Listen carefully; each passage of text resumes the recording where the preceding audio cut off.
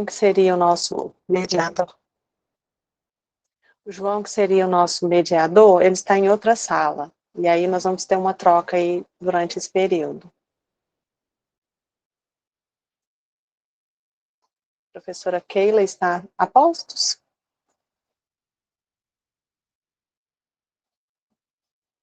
Caso contrário, a gente ainda aguarda uns minutinhos.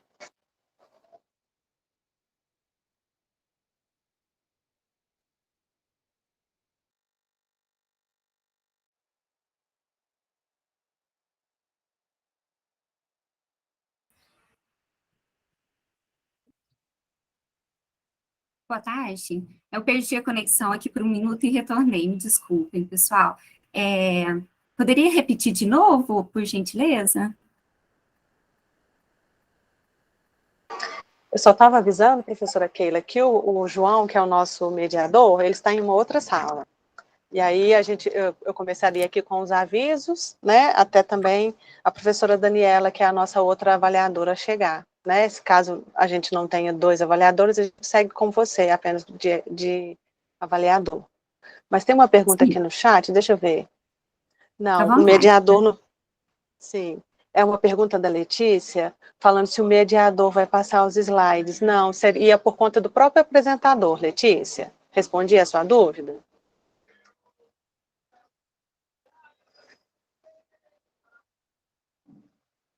Obrigada. Enfim, vamos lá. Queria dar as boas-vindas a todos vocês aqui nessa sala de número 23. Eu já participei de tantas, porque a gente já está um pouco... dar boas-vindas a todos vocês, estudantes, professores que estão aqui conosco. Apresentar a professora Keila, que vai ser a nossa avaliadora. A professora Daniela deve estar brevemente entrando também na sala de reunião, né?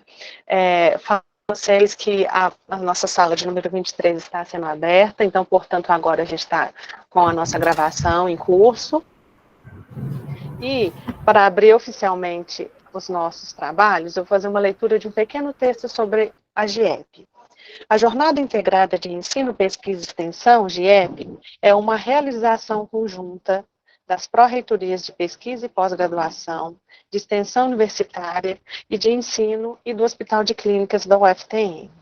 O objetivo principal da GIEP é apresentar os resultados dos projetos de pesquisas científicas e tecnológicas, ações de extensão e programas e projetos de ensino, com vistas a estimular o processo educativo por meio da integração ensino, pesquisa e extensão.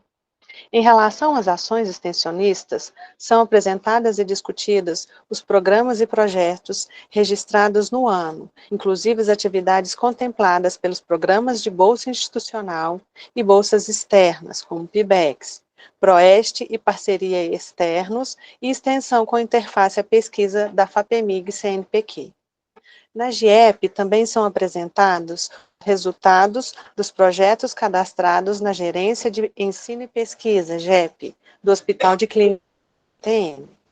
Dessa forma, a UTM se propõe a uma formação integral do discente, considerando a complexidade e o desafio face ao conhecimento, à diversidade cultural e à interdisciplinaridade. Nesse sentido, a GIEP tem como foco contribuir para uma formação humanista dos estudantes de todos os cursos da UFTM, licenciaturas, bacharelados e pós-graduação, colocando-os em contato com diversos temas de pesquisas atuais e sua utilidade à sociedade, por meio de palestras, mesa redonda e apresentação de trabalhos, buscando fomentar o conhecimento de forma integrada e fortalecer a indissociabilidade entre atividades de ensino, pesquisa e extensão produzidas na UFTM. Gostaria de falar agora alguns avisos para a gente se organizar aqui nessa tarde. Primeiro, a apresentação vai ocorrer pela ordem das IDs. Cada trabalho terá dessa forma o tempo de 5 minutos para apresentação e 10 minutos para avaliação. O link para a assinatura da lista de presença será postado brevemente no chat.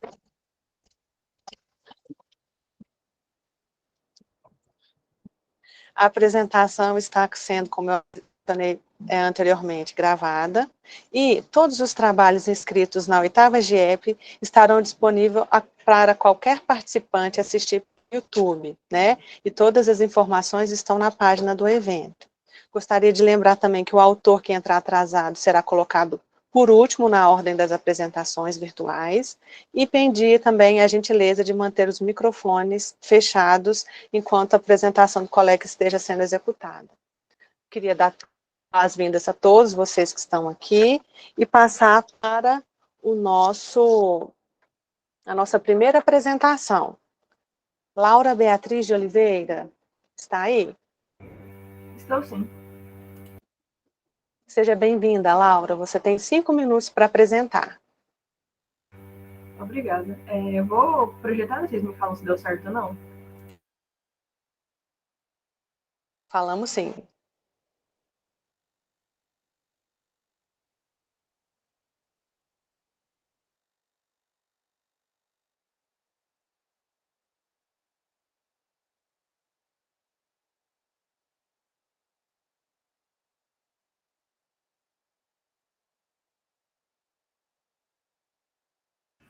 Deu certo. Então, tá. Laura, a apresentação a gente está vendo, mas a gente não está te vendo. Tem como você abrir sua câmera, por favor? Olha, meu notebook costuma travar quando eu projeto e abro a câmera, mas eu vou tentar, mas já vou avisar que tem chance de eu cair, tá? Porque minha internet tá um pouco instável, porque aqui tá meio chovendo. Mas eu vou tentar, só um minuto.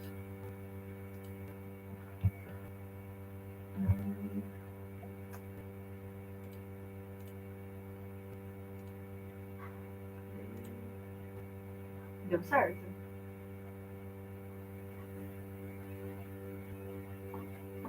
Estamos vendo você e a sua apresentação, Laura. Muito obrigada. Tá. Pode começar? Sim, fique à vontade. Meu nome é Laura Beatriz de Oliveira Silva e eu vou apresentar o trabalho Educação em Saúde em atividades coletivas a trabalhadores com LERDORT. O nosso trabalho foi orientado pela professora doutora Isabel Aparecida Porcart de Walsh e teve como coautores as alunas Ellen Beatriz, Tereza Cristina e Thaisa Gutierrez, e o trabalho foi fomentado pelo PIBEX Proeste. A LERDORT são lesões por esforços repetitivos e distúrbios ósseos musculares relacionados ao trabalho e que causam danos a estruturas corporais, como os músculos, articulações, tendões, ligamentos, nervos, ossos, sinóvias, cápsulas e as fáscias musculares. E são ocasionados pelo trabalho e pelo efeito do ambiente em que esse trabalho é realizado.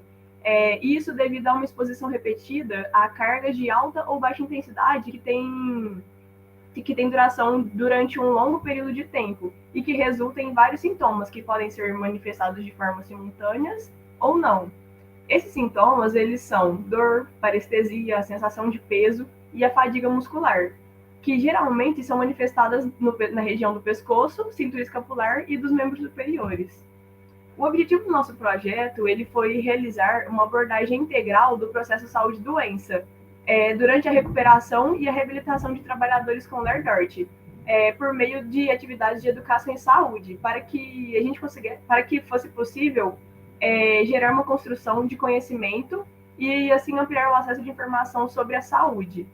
E também gerar discussões acerca da doença e da problemática psicossocial que essa doença envolve, com o intuito de minimizar o sofrimento psíquico desses trabalhadores.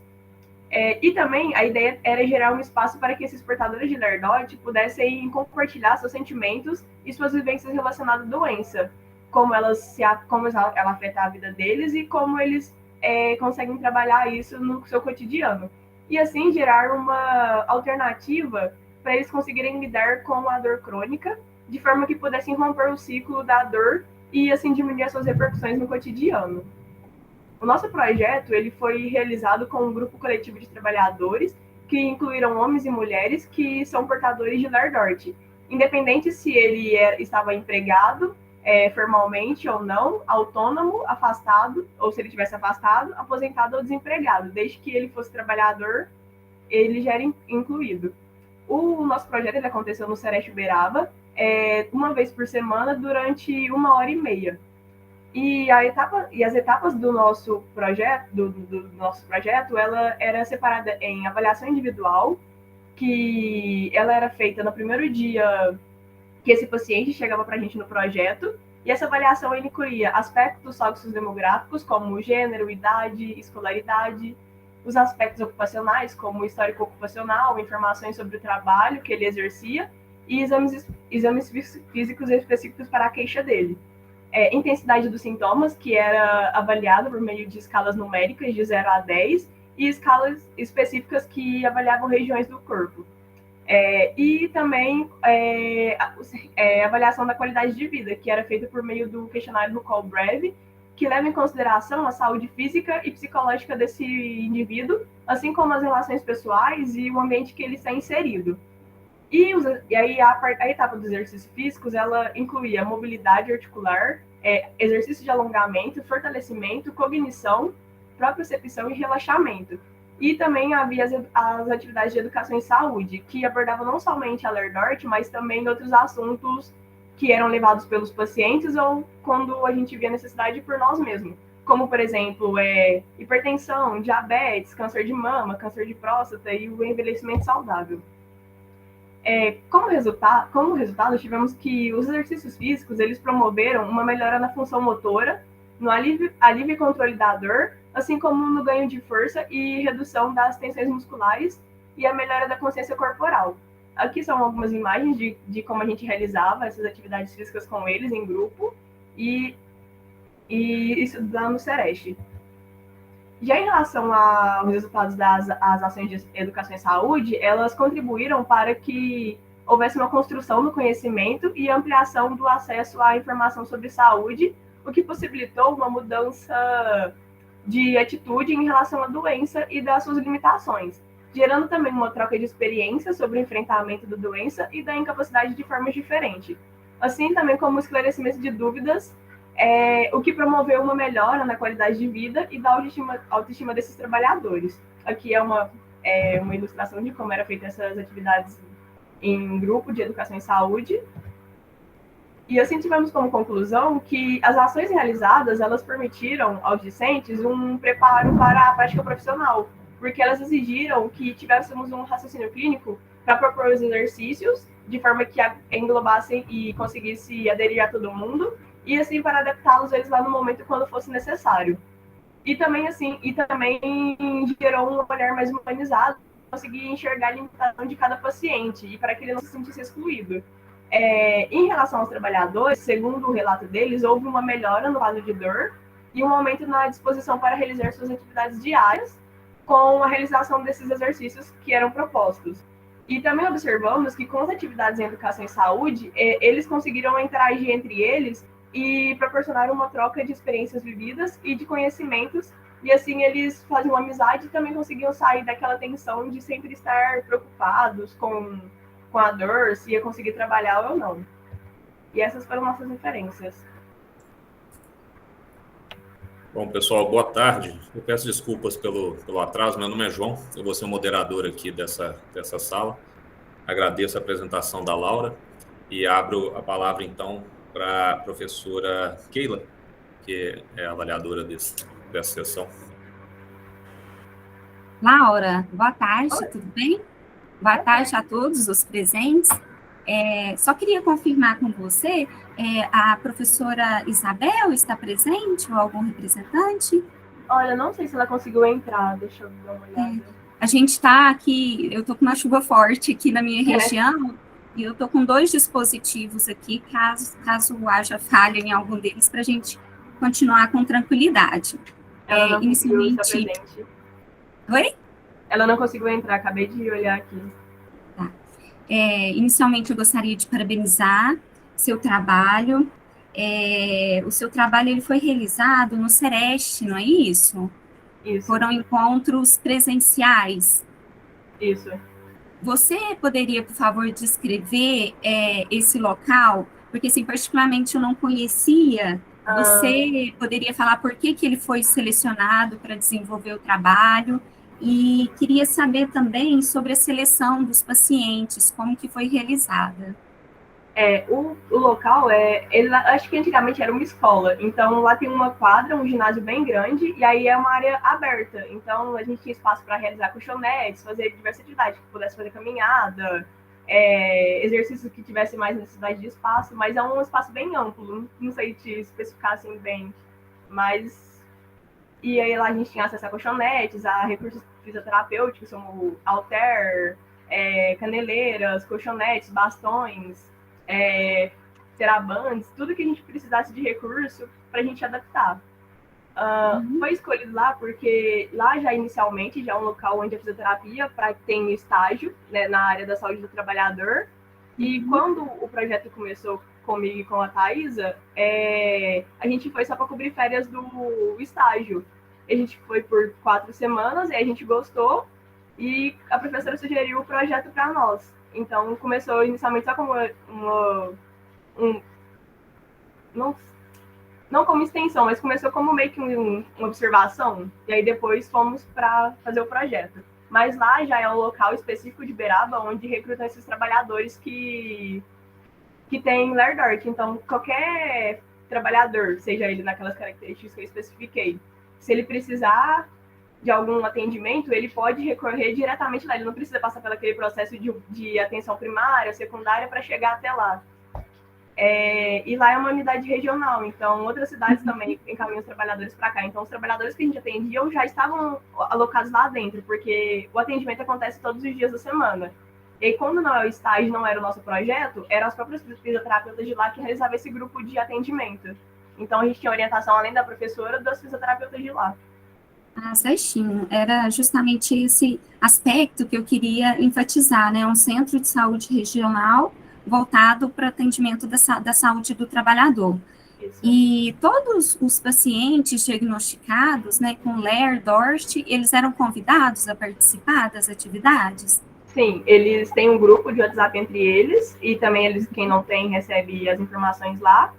E aí, eles enviam as disponibilidades de horários, e aí quem se sentisse à vontade para participar do nosso grupo podia ir. Se ele quisesse uma vez, ou se ele quisesse todas as semanas, ele podia ir. Se ele quisesse uma semana e faltar a outra, era conforme ele conseguisse encaixar dentro dos seus horários de trabalho ou dentro das suas demandas médicas. Tem registro, Laura, de quantos encontros foram realizados no total? Foi durante o ano todo? Foi durante o ano todo, exceto feriados e o nosso período de férias. Eu não sei te falar exatamente quantos foram. Mas... Não, tudo bem. Todas as janelas de aula que tiveram dias letivos, houve atendimento. E eu senti falta de alguns valores numéricos. Vocês fizeram caracterização, né, por gênero, idade, e vocês chegaram a colocar em gráfico, tabela, para poder analisar esses dados ou não? Porque quando a gente criou o trabalho, ainda a gente não tinha... Na verdade, a gente não conseguiu fazer essa avaliação de todos, porque aí acabou os períodos, a gente entrou de férias e aí teria essas últimas semanas para poder colher os dados e o tempo das fisioterapeutas de lá fazer a avaliação final deles, né, dentro do nosso período de tempo, para a gente conseguir analisar. Você tem um número total de pessoas que foram atingidas, assim, pela proposta? Olha, número exato, tipo assim, não tem, mas foram cerca de 15, de todos os que passaram, foi cerca de 15 a 20 trabalhadores que conseguiram... Número significativo, né? Porque assim, como não eram todos que iam regular, por exemplo, tinham 6 que iam toda semana sem falta, mas tinha os que iam uma semana sim, uma semana não, ou os que foram uma vez ou não. Como era demanda espontânea deles, a gente não conseguia ter muito esse controle. Certo. Você comentou no final que os exercícios físicos, as atividades propostas, elas levaram a melhora em relação à dor, né? Diminuindo aí esses sentimentos, a sensação da dor. Vocês atingiram esse resultado a partir de uma roda de conversa, entrevista, ou usou algum instrumento para poder quantificar essa melhora? As memórias semanais a gente foi por meio de conversa. A gente perguntava, olha, como é que passou a semana? Você conseguiu fazer alguma coisa? Aí eles chegavam e falavam, nossa, essa semana eu consegui fazer tal atividade que eu não estava conseguindo fazer antes. Essa semana eu consegui limpar minha casa. Mas aí o questionário final vai também analisar isso por meio do recall breve e de outros questionários que são específicos para analisar isso. Certinho, Laura, da minha parte é isso. Parabéns pelo trabalho. Vocês pretendem continuar a desenvolver essa proposta nos próximos anos? Por enquanto, esse semestre não vai ter, mas não sei nos próximos, porque nós que estávamos à frente desse projeto, as meninas foram por estágio e eu estou por conta do meu TCC, então voltou para as mãos do estágio, mas o estágio continua fazendo as mesmas atividades no horário que a gente fazia. Certinho, parabéns para você, Obrigada. Orientadora. Muito obrigada. Muito obrigado, Laura. Muito obrigado, professora Keila. Deixa eu só confirmar, a professora Daniela Pereira Garçom está presente? Acredito que não, né? Bom, vamos dar continuidade, então, aqui às apresentações. Só lembrando, são 5 minutos de apresentação, 10 minutos, né, da discussão com os avaliadores. A Roberta está presente? Está, né, Roberta? Ah, joia. Então, próximo trabalho, o título é Territórios de Vida, ano 3, Estratégias para existir e promover encontros em tempos de pandemia. A apresentadora Roberta Christian Reis. Roberta, fica à vontade para partilhar sua apresentação.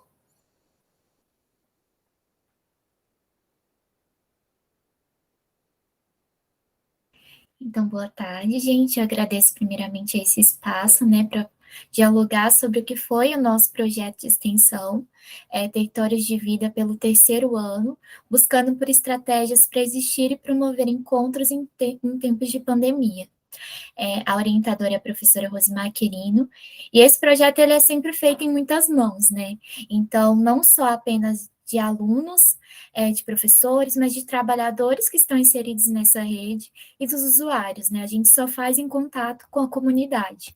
Acho que isso é muito importante quando a gente retoma toda essa proposta e também pensando no nosso programa de extensão, que aconteceu principalmente na parceria com o CAPS Maria Boneca.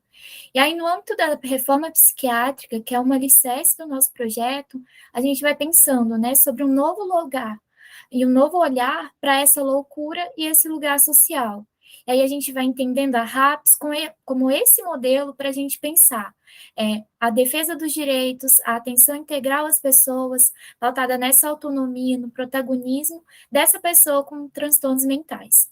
E aí o programa de extensão, em 2021, envolveu, né, acadêmicos dentro dessa aproximação da rede da atenção psicossocial, sejam eles usuários, trabalhadores e a própria comunidade.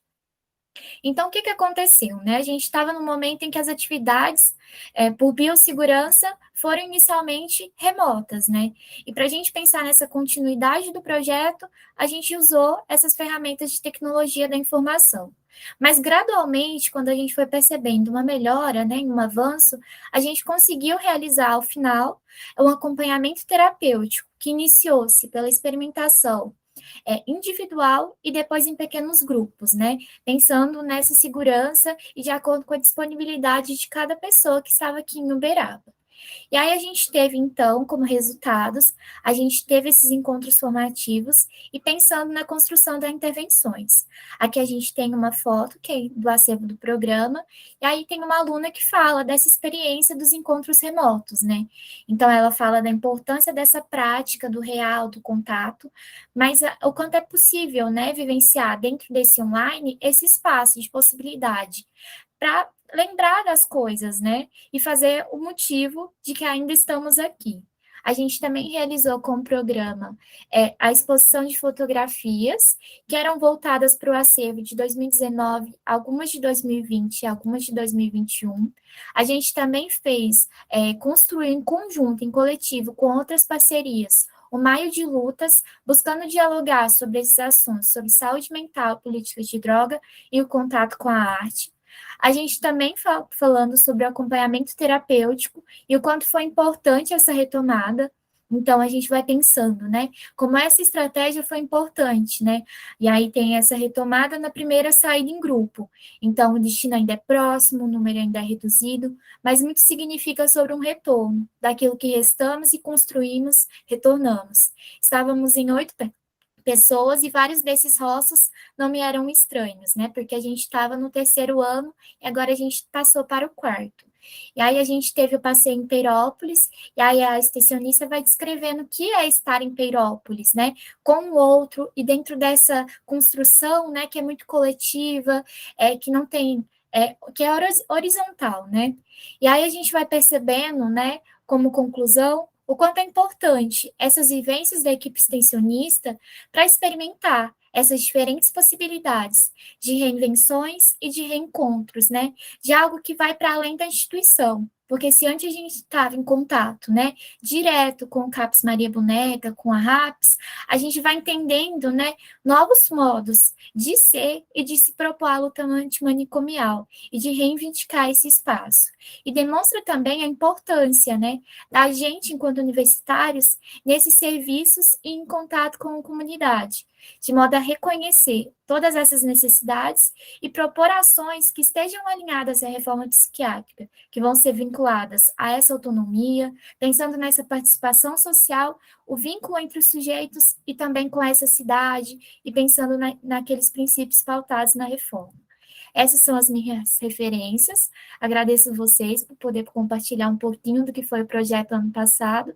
E é isso, fica aberto para alguma pergunta. Ótimo, Roberta. Muito obrigado aí pela apresentação. Eu passo a palavra, então, para a professora Keila fazer as considerações. Boa tarde, Roberta. Tudo bem? Tarde. Só confirmando, você está acompanhada pela sua orientadora ou alguma pessoa representando o grupo? Conseguiu participar hoje porque eu tenho aula. Né? Ok, tudo bem. Queria parabenizar seu trabalho, a sua apresentação. Vocês desenvolveram várias ações importantes, mas sempre primando aí pelo cuidado, né?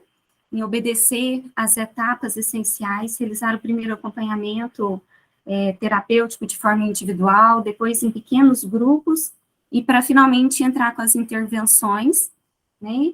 E realizando aí a exposição de fotografias, eu fiquei realmente curiosa, eu queria ter visto algumas dessas fotografias, mas vocês ilustraram muito bem a atividade, né? O evento, né? O Maio de Lutas, em que priorizaram aí mesas redondas discutindo aspectos da saúde mental, política de drogas, né, e saúde mental e arte. E depois realizaram um passeio em Peirópolis. Eu verifiquei que vocês apresentaram o indicador aí do evento, foram mais de 500 acessos, né, visualizações.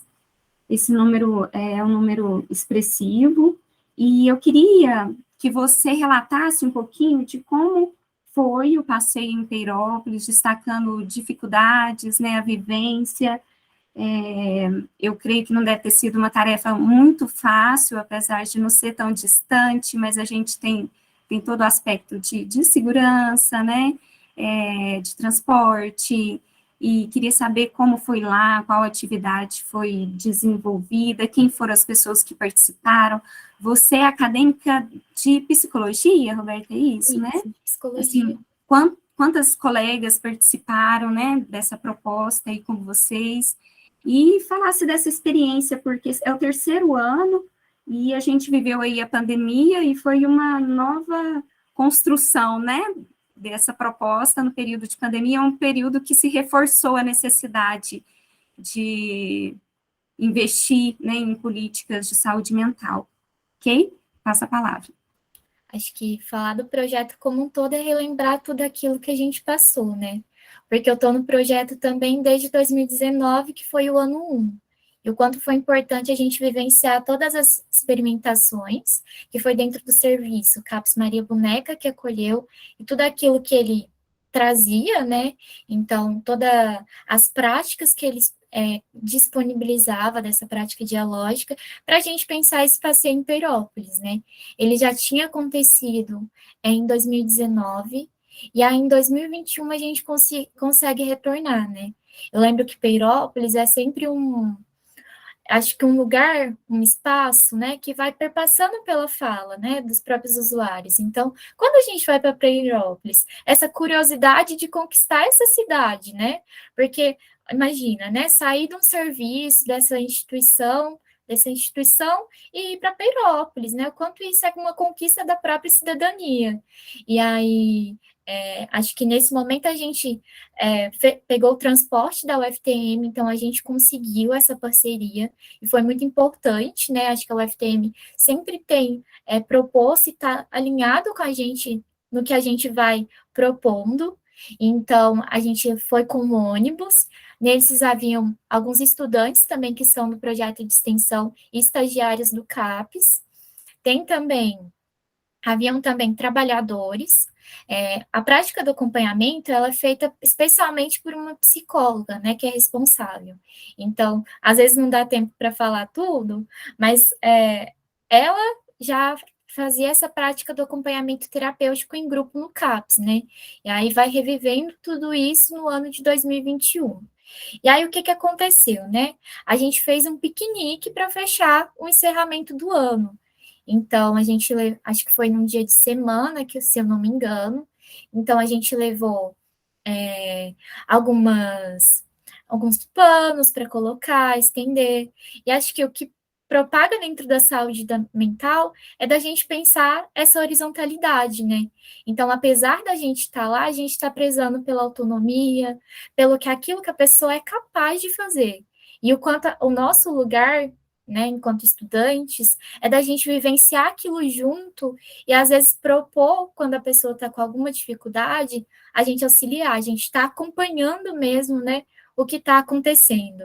Acho que o significado de tudo desse acompanhamento terapêutico é essa vivência do estar junto mesmo, né? E acho que foi o que aconteceu em Peirópolis. Eu não sei se eu respondi sua pergunta. Se tiver mais alguma coisa, pode ir falando. Quantas pessoas se deslocaram na data para lá? Eu acho que foram em torno de 30, porque foi um ônibus menor. Mas a gente não teve esse número. A gente tem, mas eu não lembro se teve organizado assim. Não, respondeu sim. E realmente a inserção social, a autonomia e a cidadania, vocês conseguiram trabalhar, né, com bastante sucesso. Parabéns pelo trabalho, Roberta. Muito obrigada, viu, pela sua apresentação e pelas explicações. Bom, muito obrigado, então, Roberta, pela apresentação. A gente vai dar seguimento. A Natália Nascimento Assunção está presente?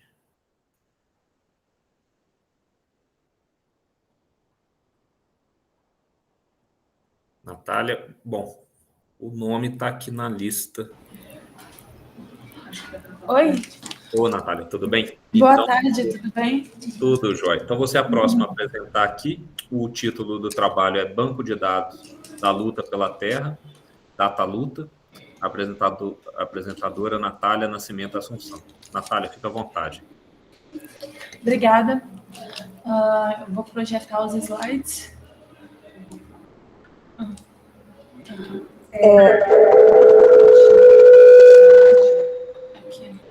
Desculpa, pessoal, é que nós estamos fora de Uberaba e aí a gente está, para não prejudicar aqui a qualidade da internet da apresentação, a gente está num vídeo e o som e a apresentação está saindo pelo outro, tá?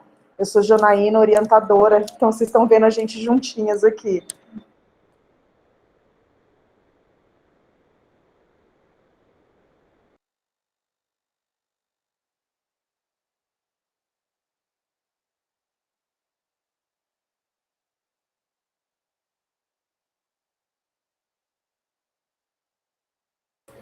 Ok.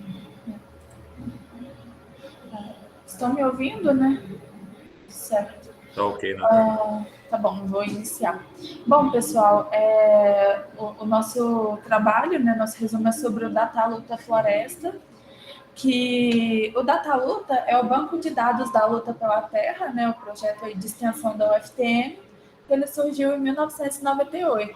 Atualmente, né, ele é presente em 14 universidades do Brasil, aprovado como projeto de extensão em diversas universidades há mais de 20 anos, e ele tem, né, uma importância social e política para o Triângulo Mineiro, que é uma região marcada aí por conflitos agrários e do estado forte da presença do agronegócio, né?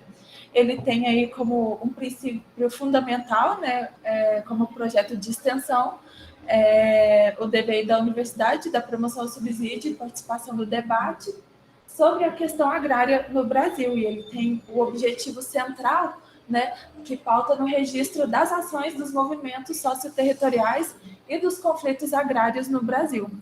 A gente vai abordar, né, especialmente nesse resumo, os objetivos do Data Luta Floresta, que é a categoria que eu trabalho dentro do Data Luta, o seu funcionamento e um pouco da sua metodologia, né, e aplicação.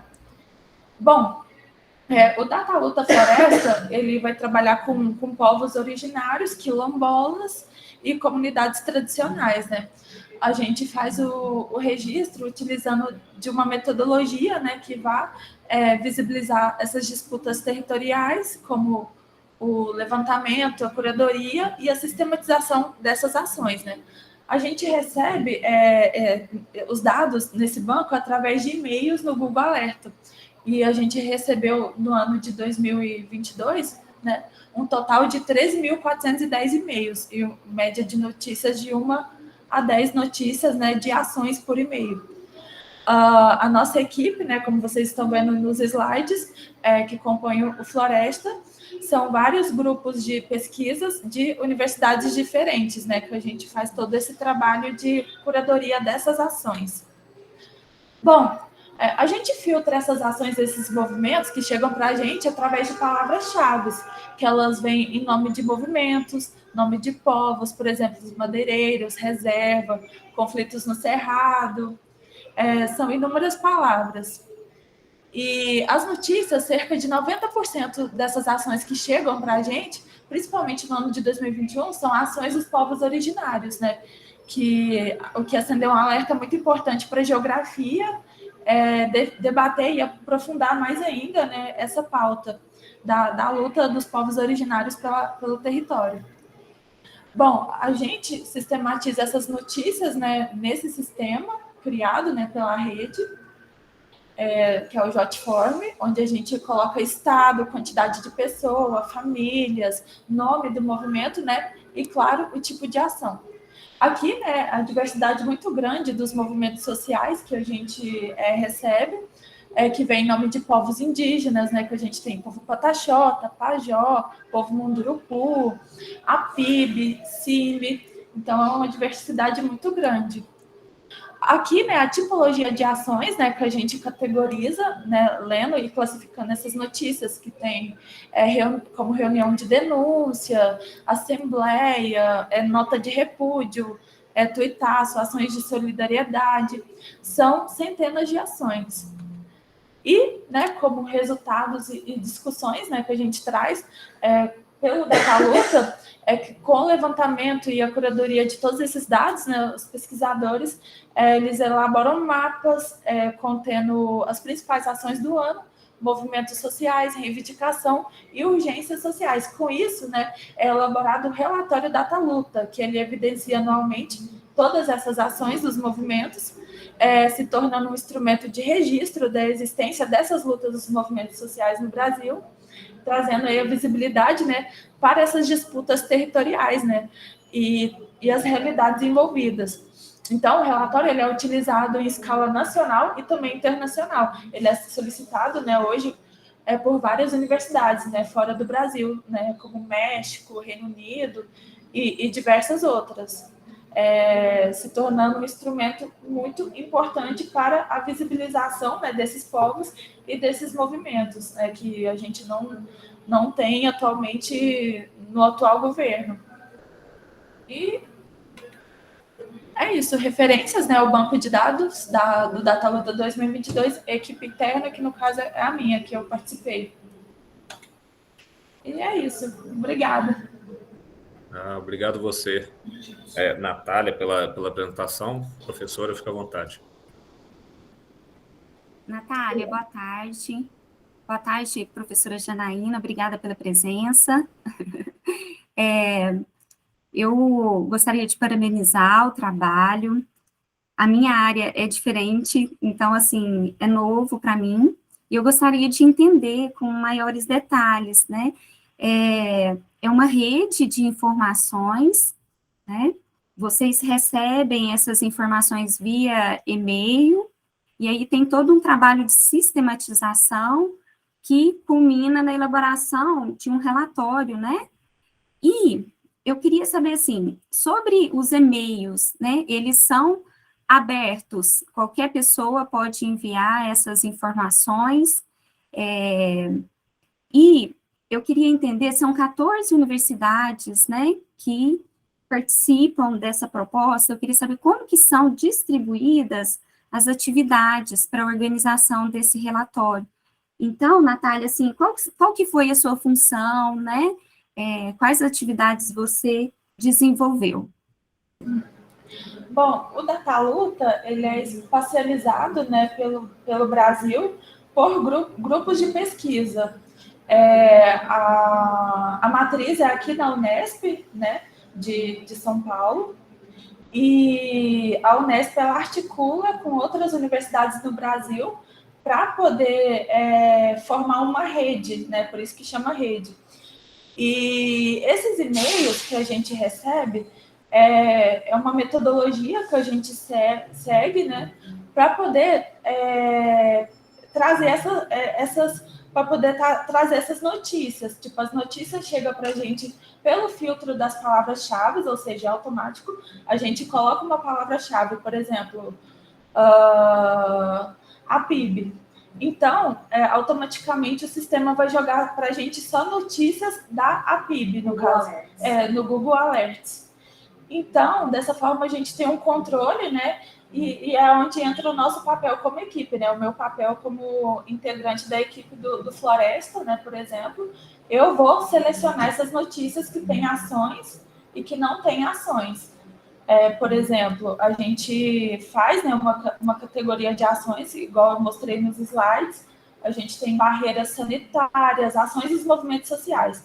Aí eu seleciono qual o movimento que tem, qual é o nome do movimento, qual a ação que aquele movimento fez naquele determinado dia, se teve 1, 2 ou 3 ações, quem estava envolvido, quem era a liderança, onde foi, né, que é muito importante, a gente coloca a localização. E dessa forma, a gente vai colocando no banco de dados para poder estar fazendo esse mapeamento depois. Para aí a gente ter o resultado. A gente faz gráficos, né? Qual estado teve mais determinada ação, qual estado que teve menos dessa ação. Aí vai vendo de que forma que cada povo foi mais atingido. Se me permite, professores, já que a gente está juntos aqui nesse Claro, fica à vontade. O Dataluta, o objetivo principal é registrar as ações de luta pela terra. E como o Triângulo Mineiro, historicamente, é uma região de Minas que mais tem conflitos, a UFTM entra, né, o núcleo de pesquisa na terra que a gente participa, entra como um desses grupos que vai registrar as ações nessas 14 universidades. E aí é um projeto de extensão na medida em que é uma via de mão dupla. Então, além do Google Alerts, né, que a Natália colocou, então a gente recebe as notícias das ações. Mas, muitas vezes, essas ações são invisibilizadas pela mídia. Então, nós temos os parceiros, os movimentos sociais, que passam as ações. Então, por exemplo, na pandemia tiveram muitas ações de solidariedade. Então, olha, Jana, Natália, estou passando para vocês a informação de que nós vamos doar hoje 250 marmitas, né? Isso entra como ação, né? A doação. Então, o povo indígena fez um bloqueio numa estrada. Passa para a Natália também pelo celular, porque às vezes não é noticiado dependendo da região. E aí a extensão nessa via de mão dupla, porque além da participação dos movimentos, a gente gera esse relatório anual, reunindo todas as lutas que acontecem no Brasil. Lutas dos povos indígenas, dos povos camponeses, dos povos tradicionais, e manda ao governo, manda às entidades, às instituições, mostrando a necessidade de discutir e democratizar o acesso à terra. Tá? Mas era isso. Obrigada. Muito importante, né, esse debate sobre a questão agrária no Brasil. Parabenizo o trabalho. Eu queria ter visto, como você comentou, eu tinha lido no resumo também, né, sobre o grande número, né, de eventos aqui na região do Triângulo Mineiro, e vocês trabalham no relatório na elaboração de mapas, não é isso? De gráficos. Vocês teriam algum aqui mostrando a incidência aqui na nossa região? A gente pode colocar aqui no site, do lado, o link onde fica o relatório DataLuta. Inclusive, nós estamos juntas porque a gente está aqui no final do ano com as outras equipes reunindo e fazendo o relatório de 2020 e 2021. Mas eu vou colocar o link aqui, professora. Certinho, eu agradeço. Muito obrigada. Pode colocar, pode ver. Obrigada. Tá, joia. Um abraço, parabéns. Obrigada. E muito obrigado, pessoal. Obrigado, Natália, pela apresentação. O Arthur Garcia está presente? Estou aqui. Joia, Estão Arthur. me ouvindo bem? Estamos sim. Então, próximo trabalho, o título é Cápsulas de Histórias. Arthur Garcia Batistuta vai fazer a apresentação. Fica à vontade, viu, Arthur? Tá, vou apresentar minha tela aqui.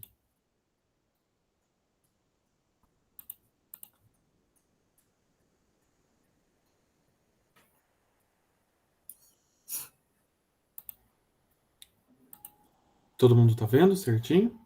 Tá ok aqui para mim. Tá bom. Então vamos lá. Bom, pessoal, boa tarde. Meu nome é Arthur Garcia Batistuta e hoje eu vim apresentar para vocês o projeto Cápsula de Histórias, que foi orientado pela professora Sabrina Martins Barroso e teve como coautora a discente Esther Giovana dos Santos Silva. Bom, para introduzir o projeto, acho que eu gostaria de fazer a pergunta que baseou muito do que nós fizemos, né? Que é o que nos faz sermos quem nós somos. E essa pergunta, né, ela é o que vai ajudar a gente a entender que são as histórias que nós colecionamos ao longo da vida e as experiências, né, que vão nos constituindo, assim, constituindo a nossa forma de contar quem a gente é. E essas histórias, muitas vezes, né, elas são passadas pela cultura oral, né, pelo boca a boca, contando numa roda de amigos ou coisa assim. E isso acaba gerando uma falta de registro dessas histórias, fazendo com que elas caiam no esquecimento ao longo da vida, né. Então, para justificar um projeto como esse, a primeira coisa é ter a oportunidade de criar um espaço de envolvimento, né, entre o acadêmico e a comunidade externa. Mas também de preservar e resguardar as vivências individuais de uma cultura brasileira, né, com essas histórias. Também é uma forma inovadora de aproximar gerações, né, aproximar gerações mais velhas das mais novas e assim por diante. E também de desenvolver uma tecnologia social com potencial de gerar novos produtos para a psicologia, mas também para essa questão das histórias. Então, o nosso objetivo é identificar e captar livremente histórias e relatos sobre qualquer tema de pessoas acima de 18 anos que queiram compartilhar um determinado momento da vida e preservá-los, contribuindo para a preservação do patrimônio cultural e material dos brasileiros. Como objetivos específicos de extensão, a gente pode dizer que, primeiro, é coletar essas histórias, né, relevantes culturalmente na população, aproximar os estudantes da população externa ao FTM, criar um repositório digital de histórias, né, tendo uma fonte rica dessas histórias, e também aproximar a psicologia da inovação tecnológica e divulgar esse trabalho e ao FTM em revistas científicas, como a que a gente vai submeter, que é essa Barbacoa. Como objetivos específicos de ensino, eu posso dizer que desenvolver habilidades de entrevista, né, nos envolvidos do projeto, sensibilizar os estudantes para a diversidade de experiências sociais que tem, né, e também sensibilizá-los para a importância dessas experiências, desses aspectos culturais. Como objetivos específicos de pesquisa, eu posso dizer que é criar um repositório, né, um banco de dados para desenvolver novas pesquisas dentro do nosso grupo, e também de suscitar novas possibilidades de interação com uma pesquisa científica, para além das convencionais que a gente já conhece. Como método, né, o público-alvo não teve uma restrição muito grande, então foram pessoas com mais de 18 anos e que contassem histórias reais, né, que elas tenham vivenciado de fato. E também essas pessoas precisavam autorizar a divulgação dessas histórias, já que foi a forma como a gente encontrou de fazer essa cápsula, vamos dizer assim. Com relação à temática ou extensão das histórias, não teve nenhuma limitação. A coleta de dados, então, foi feita pelo Google Meet e por contatos telefônicos, já que foi feito principalmente durante a pandemia, e depois elas foram transcritas e armazenadas em cofres digitais, onde elas ficaram seguras, né? O procedimento, então, foi, a gente selecionou uma equipe de extensionistas, sendo eu o bolsista, né, e que ficou responsável por todo o processo, né, de divulgação, convite, coleta e assim por diante. E depois, né, que selecionada essa equipe, a gente foi buscar as pessoas que gostariam de contar essas histórias e deixar elas guardadas. Então, feito essa coleta toda, né? A gente organizou essas histórias, né? Sistematizou elas e leu elas e também discutiu entre a equipe os temas apresentados e o que a gente faria com essas histórias, como é que a gente ia cuidar delas. Então, a gente submeteu essas histórias a um processo de identidade visual e depois a gente decidiu que a cápsula de história seria justamente compartilhar elas semanalmente no Instagram, que é o @cápsula de histórias. Como resultados, né? O projeto conseguiu coletar 145 histórias de jovens, adultos e adultos, né? De 18 a 59 anos, na sua maioria. E a maioria das pessoas que contaram foram mulheres da região sudeste, em especial de Minas Gerais e São Paulo. Os temas das histórias, né, que apareceram foi principalmente sobre infância, família e acidentes, mas os temas foram muito variados entre elas. Sendo assim, a gente pode dizer, né, que esse processo todo, né, conseguiu desenvolver nos acadêmicos habilidades técnicas de entrevista, leitura e análise de histórias de outras pessoas, né, mas também proporcionou para quem participou do projeto um espaço para poder contar essas histórias para pessoas que estavam dispostas a escutá-las e cuidar desse conteúdo, né, guardar ele, para que qualquer pessoa pudesse ler, eternizando essas histórias. Sendo assim, foi possível criar esse repositório digital que a gente tanto queria nos nossos objetivos. Também aproximou, né, os estudantes com a realidade do outro, contribuindo assim para a formação acadêmica desses estudantes, principalmente da área de psicologia. E conseguiu criar uma tecnologia capaz de guardar e cuidar dessas histórias, né? Sendo assim, para concluir, a gente pode dizer que reconhecer e preservar a memória imaterial de um povo, né, respeitá-lo e enriquecer a todos nós como pessoas. A gente pode pensar naquela pergunta do começo, né, que as histórias são o que faz com que as pessoas serem quem elas são, né? Então, esse cuidado com essa história do outro é muito importante, mostrando assim a potência desse projeto de extensão, tanto para os estudantes envolvidos quanto para as pessoas que participaram, exercitando assim essa sensibilidade diante daquilo que constitui uma pessoa também na sua experiência. Essas são as nossas referências e eu agradeço. Joia, Arthur. Muito obrigado pela apresentação. Passo a palavra para a professora Keila. Oi, Arthur. Boa tarde. Boa tarde. Eu queria confirmar, a professora Sabrina está presente? Ela não pôde estar hoje, Keila. Ela até pede perdão por isso. Ok. Arthur, você é acadêmico de psicologia, não é isso? Sim.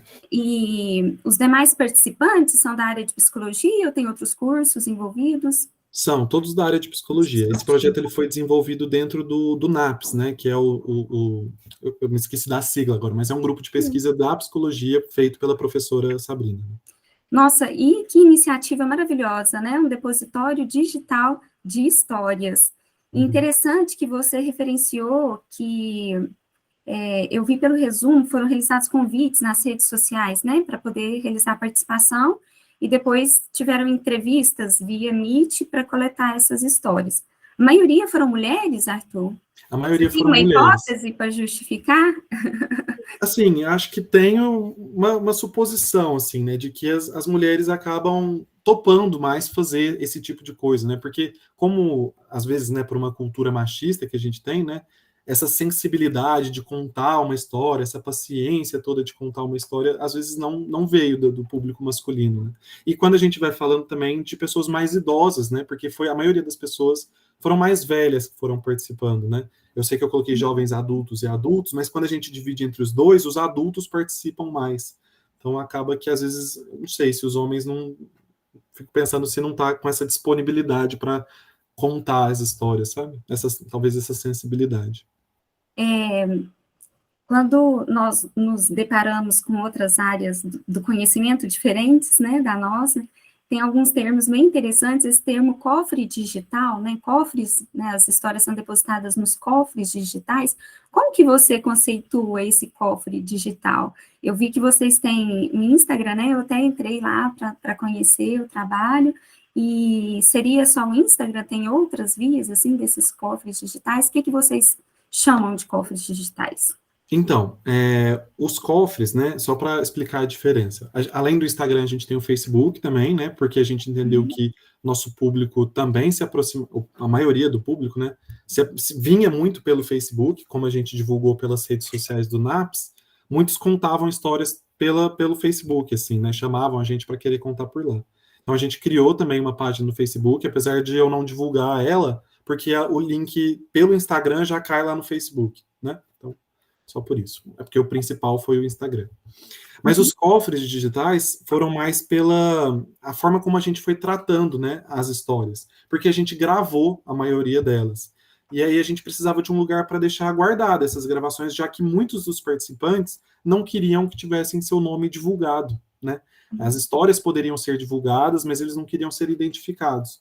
E aí a gente guardou essas histórias numa cápsula também, num cofre, né, mas que ficasse salvo ali somente para a gente, para a pessoa, caso ela quisesse revisitar essas histórias depois com a identificação dela. Então, as pessoas estão identificadas num lugar onde ninguém mais tem acesso, apenas elas, né, com as histórias delas. Seria essa a definição do cofre digital onde ficou guardado, mas o guardado divulgado, né, ficou lá pelo Instagram e pelo Facebook. E, Arthur, a gente sabe que a extensão, né, a atividade de extensão é uma atividade de mão dupla, né? Então, tem aí essa iniciativa maravilhosa de reconhecer e preservar a memória imaterial do nosso povo, e também vem em sua direção, né? O que impactou na sua vida acadêmica, profissional, né? E pessoal, ter participado desse projeto, tem alguma história, né, que impactou mais, que você gostaria de referenciar, citar? É isso.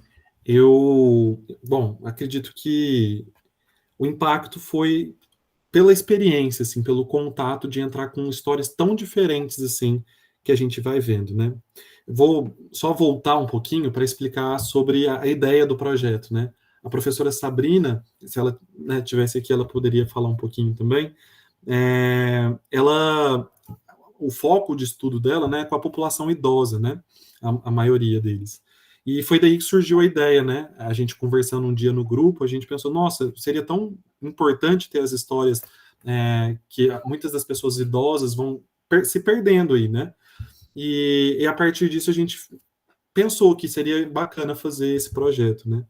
Por que eu falo isso? Porque a gente vai vendo algumas histórias que são tão bonitas, assim, e são tão ricas de experiência, de cultura, daquilo que a pessoa vivenciou, assim, de uma forma tão íntima, assim, que elas se perdem, né?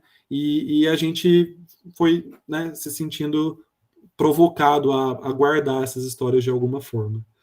E acho que, pensando nisso, a contribuição foi entrar em contato com histórias tão particulares, assim, diferentes das pessoas. Na minha área, né, como a psicologia isso acho que é uma coisa muito importante, poder escutar as histórias das pessoas, as histórias que elas selecionaram para dizer o que elas queriam, né? Até a pergunta-chave do projeto era assim, a gente chegava, né, ligava para a pessoa, falava assim, então, agora eu quero que você me conte a história que você gostaria de deixar guardada.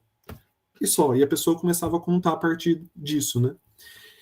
E a pessoa selecionar uma história, né, que ela gostaria de deixar guardada, esse cuidado todo, acho que é uma das coisas também que a gente foi aprendendo ao longo do projeto, de cuidar daquilo que é do outro, né, que está entre nós, que ele compartilha com a gente, mas que é do outro. Então, acho que essa parte da humanização, assim, também na área da saúde, ela vem muito forte quando a gente vai vendo os produtos desse projeto, né.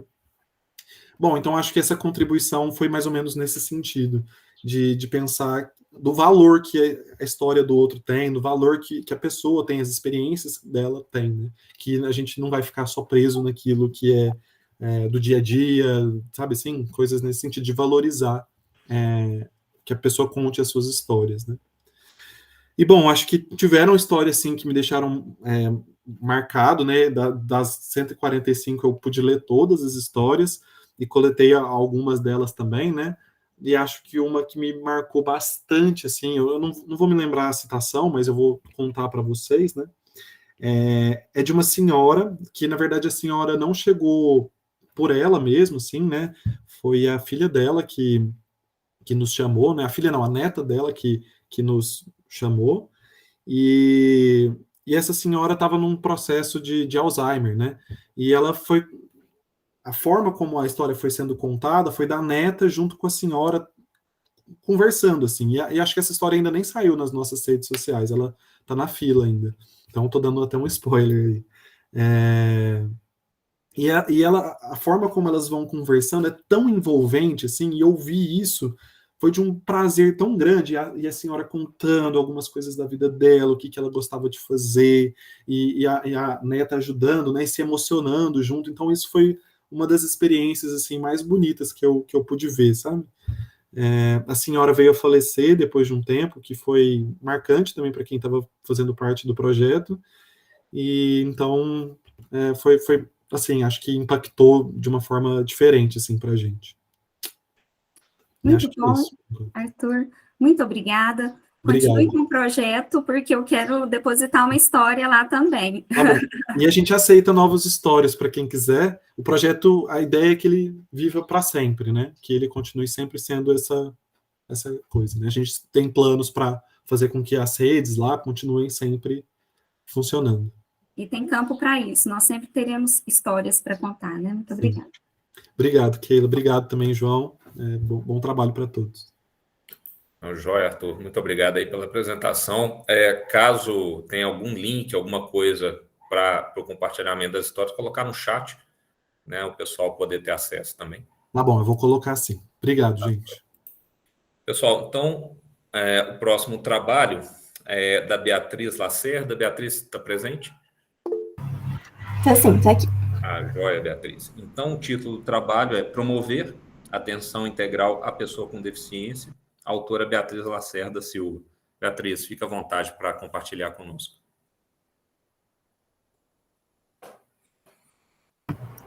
Muito obrigada.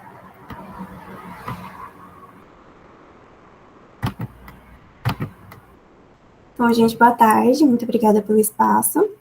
A apresentadora sou eu, Beatriz Lacerda Silva, e vou apresentar o Promover Atenção Integral à Pessoa com Deficiência. A orientadora do projeto é a professora doutora Soraya Gomes Novaes Shimano. Nós temos as coautoras Isadora Vitoriano, Esther Helena, Jordana Teixeira, Caroline Larian, Larissa Tomás e Jennifer Lorraine. Bom, para começar, o programa Promover ele tem como objetivo oferecer saúde em vários âmbitos, no social, físico, psicológico, para as pessoas com deficiência visual. Dentro desse programa, a gente tem vários projetos diferentes, com objetivos diferentes. A gente tem o MAFA, que é Mãos e Almas Fazendo Arte, que trabalha com audiodescrição de livros para trazer uma literatura acessível para essas crianças com deficiência visual. O English for All, que é feito em parceria com uma escola de idiomas aqui de Uberaba, o ICBEU. O Pilates na Deficiência Visual e o projeto Golfinho, que tem 2 grandes braços, um com as crianças, em que a gente visa o desenvolvimento neuropsicomotor, e com os adultos, que tem como objetivo o bem-estar geral. Os benefícios que o programa traz, como um todo, são muito perceptíveis, e com as crianças a gente não teria resultados diferentes, como a gente conseguiu demonstrar pela taxa de adesão e a pesquisa aplicada com as mães e a professora dos participantes. As atividades com as crianças, elas acontecem uma vez por semana, no Instituto dos Cegos, toda quinta-feira às 2, aqui em Uberaba, há 14 anos. Hoje em dia a gente conta com 7 crianças, e a faixa etária delas varia de 7 a 10 anos. Nosso maior desafio é fazer a adaptação de brincadeiras para a gente trabalhar com a fisioterapia aquática na piscina para a deficiência visual. Para a gente conseguir coletar esses dados e entender qual era o nível de satisfação das crianças e dos pais, a gente usa um formulário do Google com a escala Likert. Aqui a gente tem uma imagem do Instituto dos Cegos aqui de Uberaba e a piscina onde acontecem as atividades. Como resultado, a gente teve uma taxa de adesão alta, de 82,3% das crianças, e a gente percebeu que 85,7% residem em uma longa distância do Instituto e vão para lá de van ou a pé. Então, até por conta disso, nossa taxa de adesão foi bastante alta. Quando a gente perguntou se eles tinham se adaptado à água, 5 responderam que muito, e em relação ao nível de expectativa e felicidade antes de ir para a piscina, 6 pontuaram como extremamente, que era nosso maior indicador. 85,7% ficavam extremamente ou muito frustrados por não poderem participar do projeto, seja por motivos de doença ou de tempo, por mais que a piscina seja aquecida, alguns pais não se sentem confortáveis de mandar as crianças em dia de chuva. E a gente perguntou também se a criança ficava feliz depois de realizar a fisioterapia aquática. 71,4% respondeu que extremamente, que era o máximo indicador, e 26,6% responderam que muito. E se a criança ficava mais calma depois de participar das atividades, 85,7% responderam que muito e 14,3% responderam que extremamente. Como conclusão, a gente pôde perceber a importância social e psicológica do projeto Golfinho, não só para essas crianças, como para a família também. E eu arrisco dizer que para os discentes, então, os ganhos são, assim, inestimáveis. A gente ama esse projeto, a gente percebe o tanto que a gente consegue perceber a volta dele quando a gente vai buscar as crianças na sala e eles ficam super felizes de saber que a gente chegou. Então, é um projeto muito bacana, é uma oportunidade incrível. Então, os ganhos vão além do físico, desde uma melhora social até psicológica. Fico agora aberto para as perguntas. Joia, Beatriz. Obrigado pela apresentação. Professora Keila, fica à vontade. Oi, Beatriz, tudo bem? Obrigada, professora Soraya, pela presença. Beatriz, eu gostei muito da edição das imagens, né? Eu acho que é essa forma visual de compreender aumenta muito aí com a inserção das imagens. E o projeto é isso mesmo? O programa, né? Ele tem 14 anos de execução? Isso. E você está participando agora nesse último ano? Ou já tinha outras inserções? Não, eu entrei em 2020. Já fazem 2 anos que eu estou no projeto. E a participação no projeto, você é acadêmica de qual curso? Fisioterapia. De fisioterapia. Isso. Tem outros membros da equipe multiprofissional que participam do projeto? Sim. Programa? Agora a gente vai abrir para outros cursos também, né? Principalmente nos outros projetos do MAFA, do English for All, então a gente tem outras áreas junto com a gente.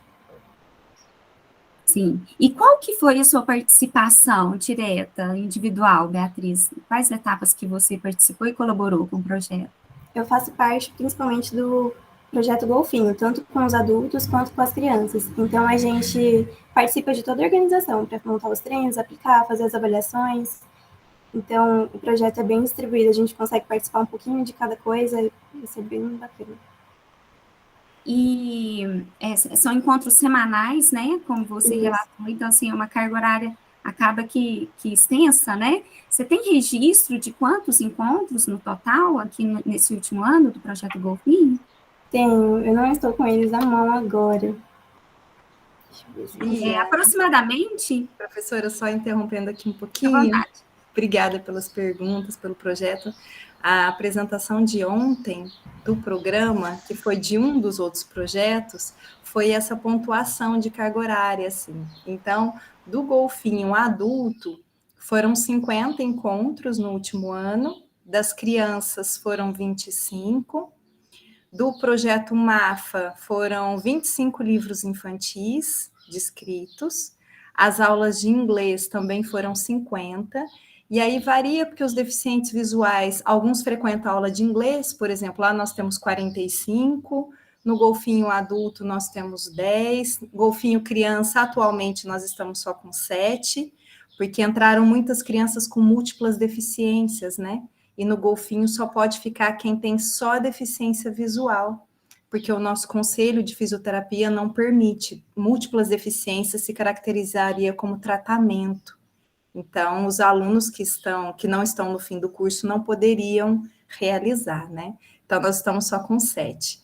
Mas como são vários projetos e é sempre com pessoas com deficiência, assim, existe essa variação de números de encontros, de sessões.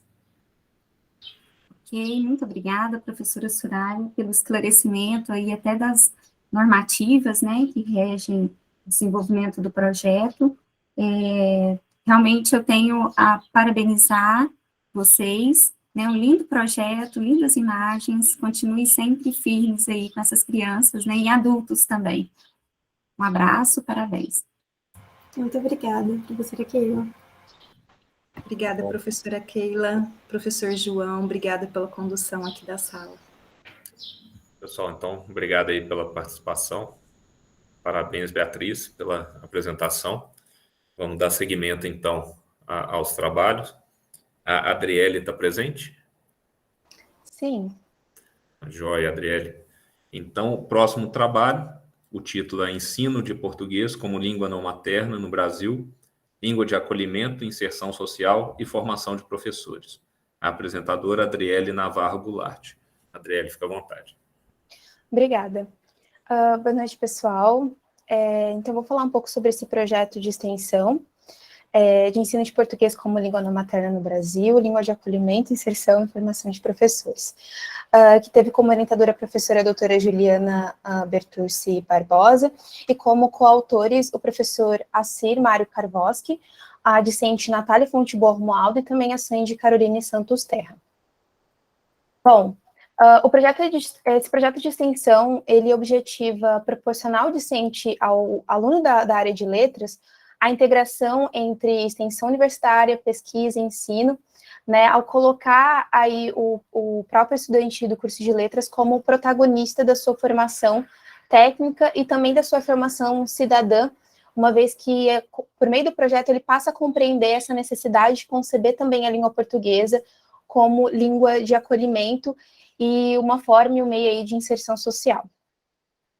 Bom, a justificativa desse processo, desse projeto. O projeto ele se justifica com a mudança na matriz do curso de letras, no segundo semestre de 2018, a nova matriz ela passa a ter uma nova disciplina, uma disciplina introdutória de ensino de PLE, de português como língua estrangeira, com 30 horas. Então, tendo em vista essa mudança, o projeto ele visa ampliar a formação inicial e ou continuada do aluno. Então, que a gente percebe que essa disciplina, ela infelizmente ainda tem pouco destaque dentro da grade curricular do curso de letra, e o que reforça ainda mais a importância de um projeto como esse.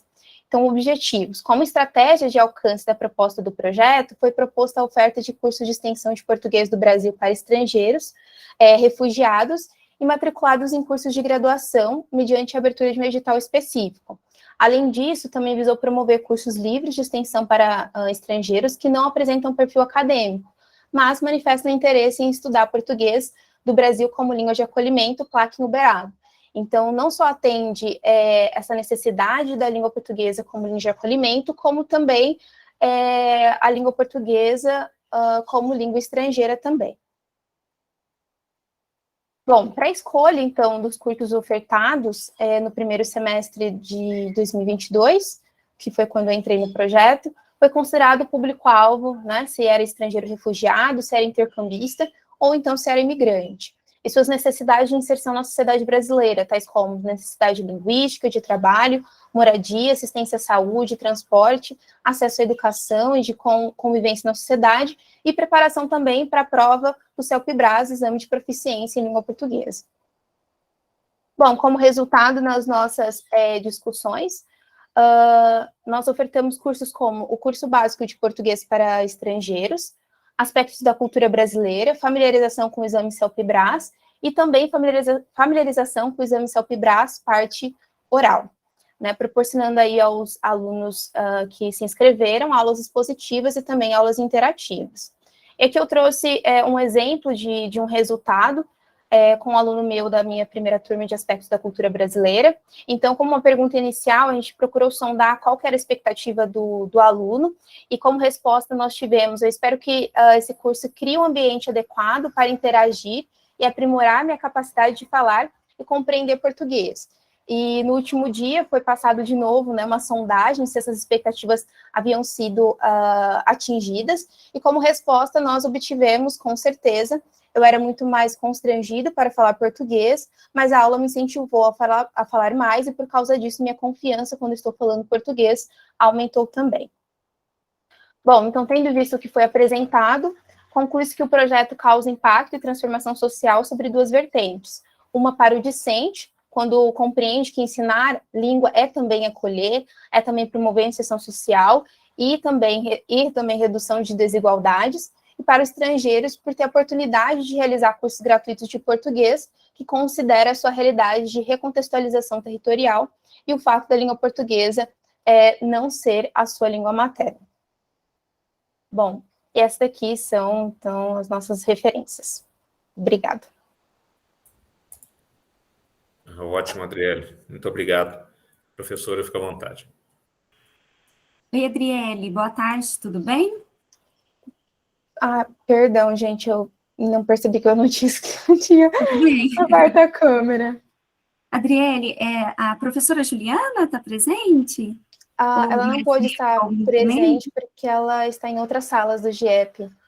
Ok. Queria parabenizar, principalmente pela fluência da fala, né? Você ministrou algum desses cursos? É isso mesmo, Adriele? Sim, no primeiro semestre de 2022, desse ano, eu fiquei responsável pelo curso de Aspectos da Cultura Brasileira. Olha, que bacana. E sobre o público, eu vi que participam estrangeiros e refugiados matriculados nos cursos de graduação. E depois foi aberto também para outros estrangeiros que não tinham perfil acadêmico, é isso? Sim, sim. Esses cursos, eles não só atendem a comunidade interna da UFTM, como principalmente a comunidade externa, né? Porque quando a gente fala de português como língua de acolhimento, a gente está pensando numa necessidade, principalmente externa, e principalmente de pessoas, né, que se encontram em situação de refúgio, ou então que são imigrantes, né? Então, as razões são várias, e aprender o idioma se mostra uma necessidade também, e também uma dificuldade dessas pessoas que chegam aqui no Brasil e em várias regiões e outras regiões também. E o público é adulto apenas? Ou envolve crianças e adolescentes? Não, o público normalmente que a gente tem atendido é um público adulto. São aulas expositivas e interativas no formato remoto ou tem atividades presenciais também? Partindo da minha experiência, foi uma aula presencial aos sábados, mas só que a gente também oferece cursos no formato remoto também. O que a gente procura sondar é principalmente a necessidade do nosso público.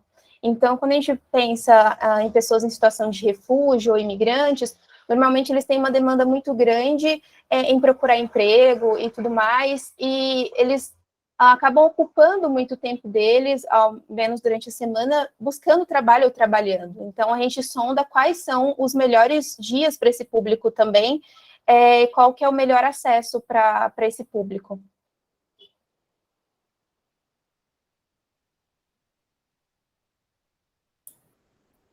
Eu acho que a professora Keila, acho que deu uma travadinha na apresentação dela. Vou aguardar um minutinho aqui, ver se ela retorna.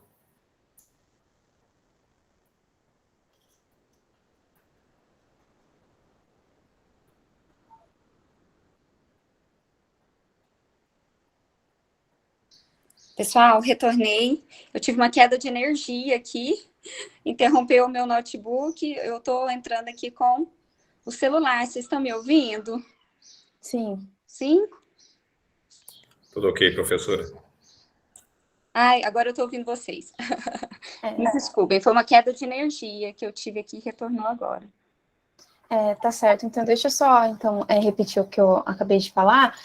Respondendo a pergunta da senhora, a gente atende aos dois formatos, presencial e remoto. A gente procura sondar principalmente qual a necessidade do nosso público, né? Porque muitas pessoas que procuram os nossos cursos em situação de... Essa pessoa que se encontra em situação de refúgio, ou então que é um imigrante, ela tem outras demandas também que ela precisa atender. Então, ela precisa focar também numa questão econômica, de moradia e tudo mais. Então, muitas vezes as pessoas trabalham demais. Então, a gente precisa saber qual que é o melhor meio para poder oferecer esse curso e também qual que é o melhor dia e o melhor horário para essa pessoa.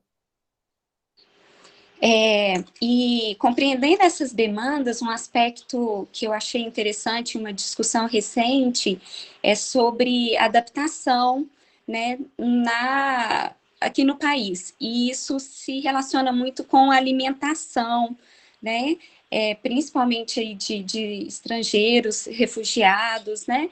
E sobre os temas que são abordados, é lógico que você vai trabalhar a língua portuguesa, mas assim, os temas que são escolhidos, eles têm essa função também de acolher, né, os estrangeiros em relação à nossa cultura, aos nossos hábitos, levando a uma maior compreensão desses aspectos? Sim, sim. O curso, por exemplo, que eu ofereci de aspectos da cultura brasileira, ele tinha toda uma estrutura voltada para esse público. Tanto que visava, por exemplo, explicar o que era uma conta de água, né, que são coisas que para a gente é básico, mas que para eles não, né, explicar questões, por exemplo, do RG, né, esses documentos que são necessários e tudo mais. E esse curso ele era voltado também muito para o foco na comunicação.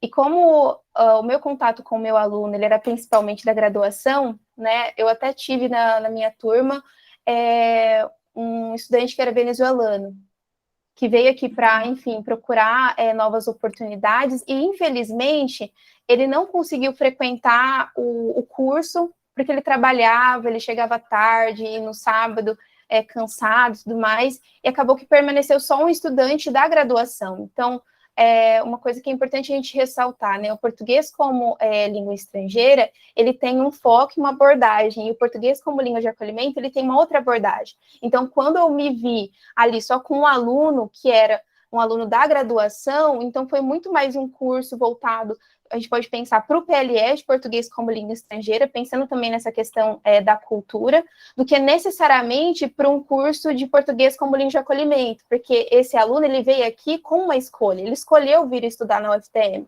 enquanto, por exemplo, o meu outro aluno, que não pôde, infelizmente, permanecer no curso, foi por uma situação econômica, né, de procurar aqui no Brasil uma forma de melhorar a sua situação econômica. E aí, esse foco era mais voltado para a questão comunicativa, então eu procurei trazer também alguns ditados populares, né, algumas expressões idiomáticas que para a gente faz sentido, mas ao pé da letra para eles não vai fazer sentido. A gente teve também uma aula que foi na feira, né, primeiro eu passei alguns vocabulários sobre feira, como, por exemplo, na feira a gente encontra expressões como me vê um quê? 1 quilo de alguma coisa. Esse me ver, para a gente, é algo muito natural. Mas se for para traduzir ao pé da letra, me ver, como assim me ver alguma coisa, né? Você está falando para eu te ver? Não é isso, né? Então tem toda essa questão do contexto em que a gente está falando aquilo. Então a gente também teve aula na feira, a gente teve a participação da professora Natália, que está aqui presente, com o aluno dela também. Eles acompanharam a gente na feira. O meu aluno, ele não havia experimentado pastel, então a gente comeu pastel também, e aí a partir desse contato, ele também lembrou que no país dele, que é a Jamaica, tinha um salgado que era parecido, um prato salgado que era parecido, ele chegou à conclusão de que o dele era muito melhor, ou que ele achava o dele melhor, enfim. Então, essas experiências traz também certas lembranças e essa comparação, né? E a ideia não é excluir a cultura dele ou a bagagem cultural que ele tem, mas dialogar justamente com essa bagagem cultural que ele tem para construir alguma coisa a partir disso. Excelente, Adriele, muito obrigada por nos enriquecer, né, com as suas experiências, esse trabalho muito lindo de inserção social. Parabéns. Obrigada. Da minha parte está tudo ok. Joia, muito obrigado, então, Adriele, pela apresentação. Nós vamos agora, então, para o último trabalho dessa sessão. A Letícia está aí, né, Letícia? Eu estou, tudo bem? Tudo certinho. Então, o título do trabalho é Som, Luz e Acessibilidades ao Museu dos Dinossauros. Audiodescrição de fósseis e réplicas. Autora Letícia Raile Ferreira. Letícia, fica à vontade. Obrigada, eu estou tentando só colocar aqui os slides. Está carregando. Se vocês verem.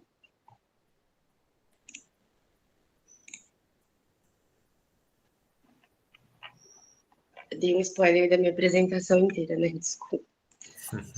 Bom, gente, boa tarde. Meu nome é Letícia Raile Ferreira, eu sou discente do curso de Letras da Universidade Federal do Triângulo Mineiro, O meu orientador é o professor Jeffer, ele não pôde estar presente porque ele também está em algumas outras salas, e a minha supervisora é a Gisá, ela está como mediadora em uma das salas, então ela também não pôde participar, ambos pediram desculpa, mas eu acho que eu vou dar conta. Bom, o nosso...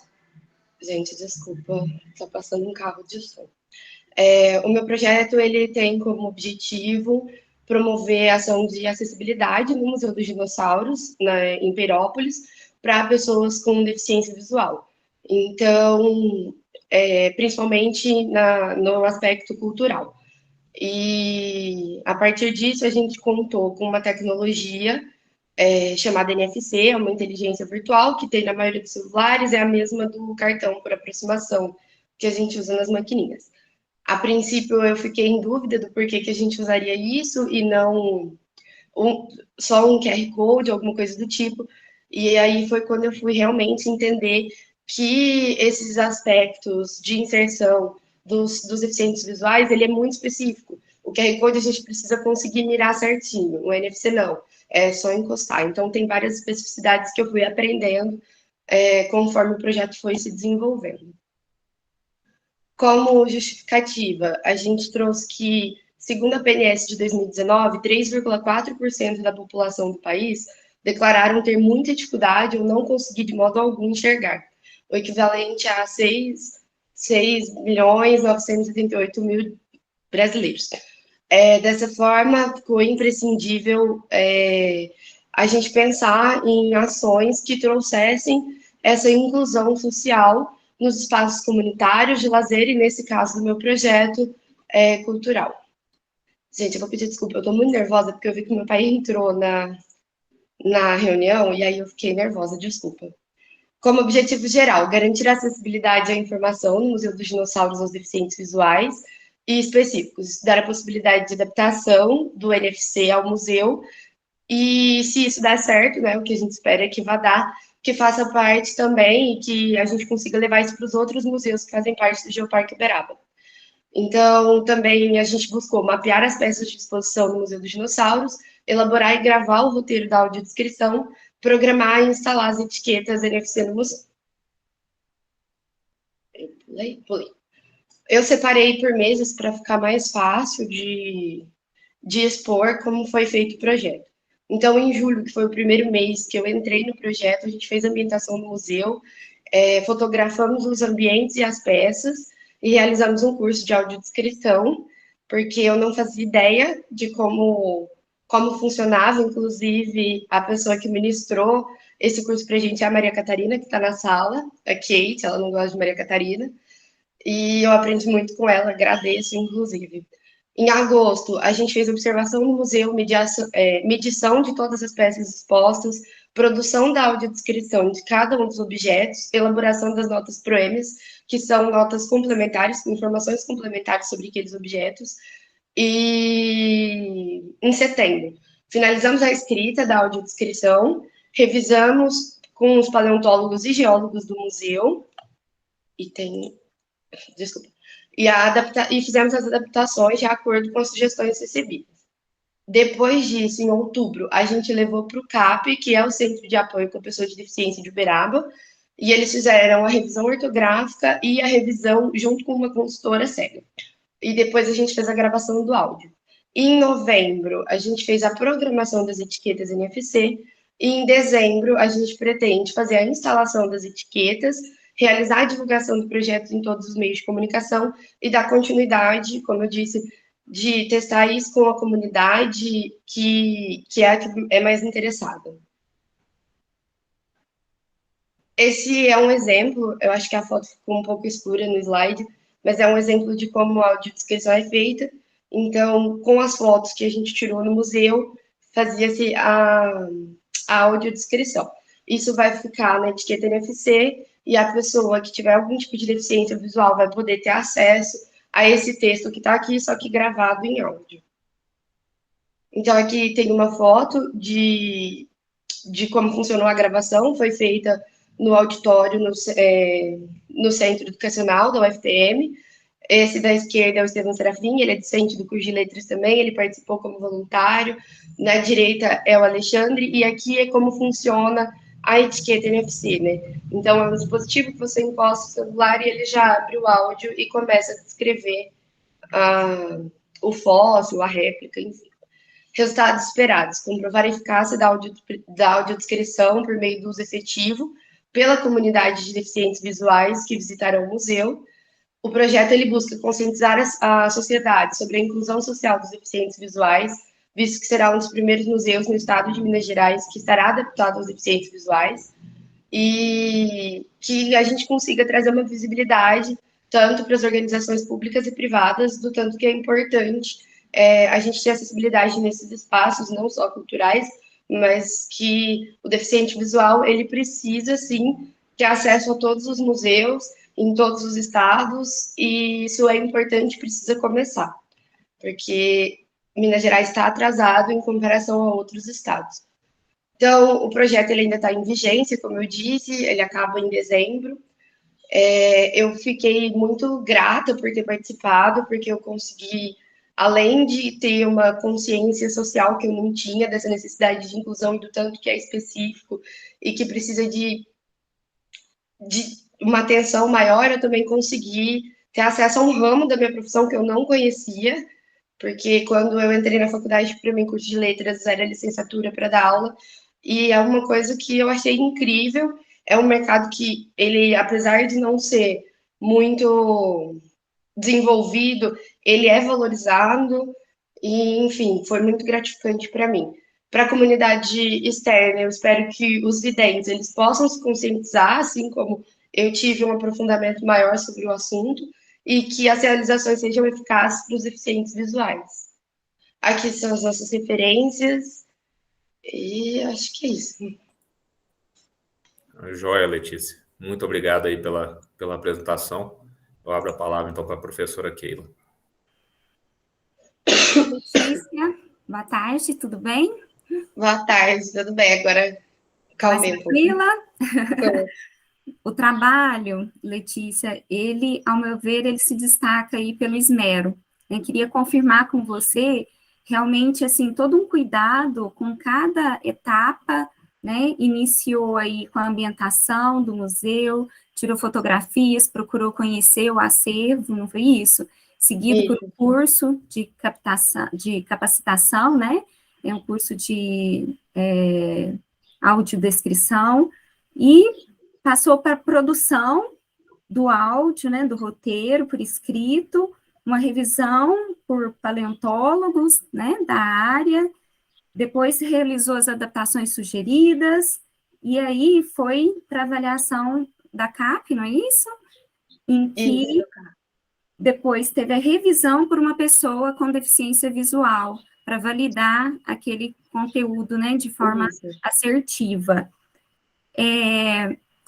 Uma das minhas perguntas era realmente qual o impacto, né, na sua formação, e você já se adiantou e já falou aí sobre essa consciência social, né, e dos vários campos de atuação da sua formação acadêmica que você trabalha atualmente. Então, assim, faltou poucas perguntas, né? E o que eu queria saber, Letícia, é sobre dificuldades, né?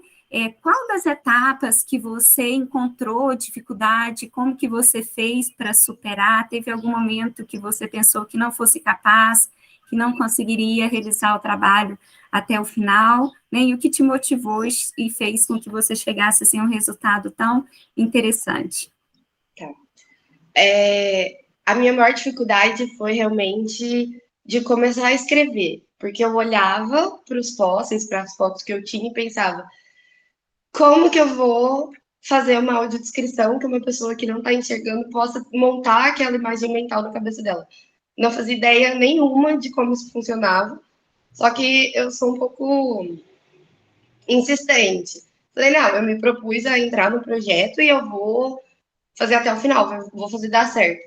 Então, o curso de capacitação, como eu falei com a Kate, foi muito importante. A gente fazia o curso, eu anotava tudo bonitinho, como começava, de cima para baixo, da esquerda para a direita, enfim. E eu tive também uma motivação pessoal, porque o meu avô, ele enxergou a vida inteira, até 3, 4 anos atrás, quando ele teve uma queda, ele sofreu uma queda, teve um descolamento de retina, teve vários problemas depois disso, e hoje em dia ele enxerga muito pouco, 16% do que ele enxergava antes. Então, ele teve uma mudança na vida dele, ele não conseguiu ocupar espaços que antes ele ocupava.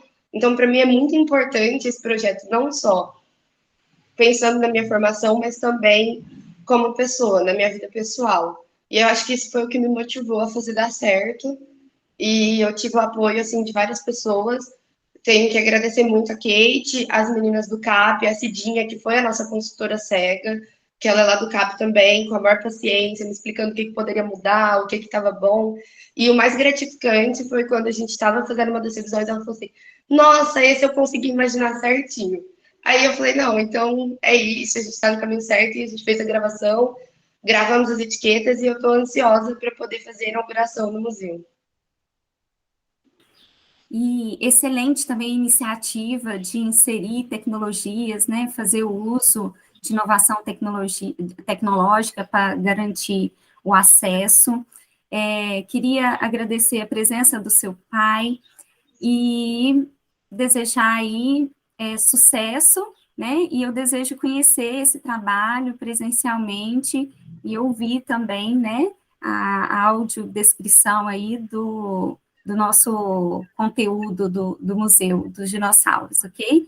Muito obrigada. Eu que agradeço. Obrigada pela oportunidade, gente. E estão todos convidados, assim que for inaugurado, para ir conhecer e poder prestigiar um pouquinho desse trabalho que foi feito por várias mãos. A joia, Letícia. Muito obrigado, então, pela apresentação.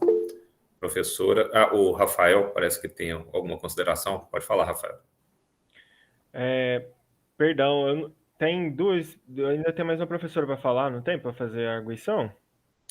Não, na verdade... Só tem uma, né? A Keila está participando disso. Não, então vou aproveitar só para fazer um comentário, porque eu acompanhei o trabalho assim um pouco distante, mas como é um edital de bolsa que saiu para privilegiar trabalhos voltados para o Geoparque, e é um projeto que está sendo desenvolvido, nós ficamos muito felizes com as atividades da Letícia. Ela foi muito atenta, muito prestativa, ela foi muito proativa, porque nós técnicos, nós não temos sempre condições de estar acompanhando, e ela fazia tudo. Então, assim, só parabenizar mesmo, que a apresentação, o trabalho, foi um trabalho muito bem feito e num período de 6 meses, praticamente, né? Muito curto. Então, só agradecer mesmo. Ajudou bastante a gente lá com o museu. Obrigado. Joia, Letícia. Então, a gente deve encontrar, porque o meu local de trabalho agora é o Museu dos Dinossauros. Em breve a gente deve se encontrar por lá, então. Então, pessoal, a gente está encerrando essa sessão. Queria agradecer a todos aí, os apresentadores, né, o pessoal, os espectadores, a professora Keila, né, que trouxe considerações muito importantes aí para nós. Tá ok? Se não tiver mais nenhuma consideração, a gente encerra, então, essa sessão. Obrigado a todos. Tchau, obrigado. Boa tarde, obrigada a todos.